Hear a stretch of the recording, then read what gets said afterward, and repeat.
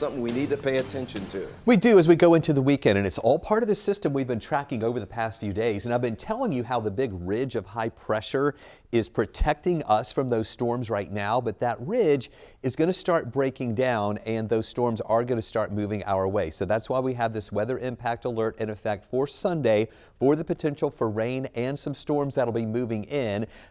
As the ridge breaks down, those storms to the west will begin to move to the east, and the stronger storms will be arriving in our area on Sunday. Now again, this is a conditional severe weather threat here. It all depends on if all of those conditions come together. So as of right now, we are thinking we'll see some heavy rain and gusty wind with it. We'll also watch for the potential to see if the ingredients will come together for any tornadoes, because this is going to be a good cold front that's going to be moving our way. So far, we've got a southerly flow that's been picking up some moisture, bringing in just a couple of spotty showers. We've got one right now out in parts of Douglas County.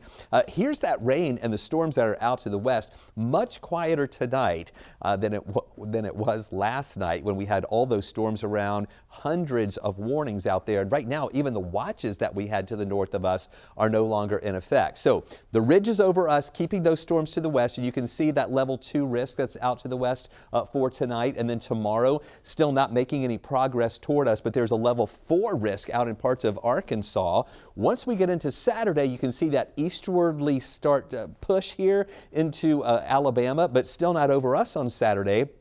So rain free for the next few days. It'll be on Sunday when we see the system move in to give us that rain chance. So before all of that gets here, we're going to have really hot air. And in fact, we think we'll break the record tomorrow, getting up to 87 degrees. The record is 85. We'll get to 87 again on Saturday, but that won't quite be a record because the record for Saturday's date is 89 degrees. Now, if you're going to the Braves game this weekend, just know it's going to feel more like a summer game than a springtime game with temperatures in the 80s on Friday and Saturday. Sunday, we're back to the 70s, but we're also watching for that chance for some rain and maybe some storms to roll in. So on Friday, that southerly flow stays with us, just a 20% chance for an isolated shower. Then by Sunday, we're watching the rain and the potential for some storms that'll be moving into our area here. And there is that weather impact alert for Sunday. On Monday, a couple of showers lingering, but look how we cool off. We go from near 90 back to the 60s next week.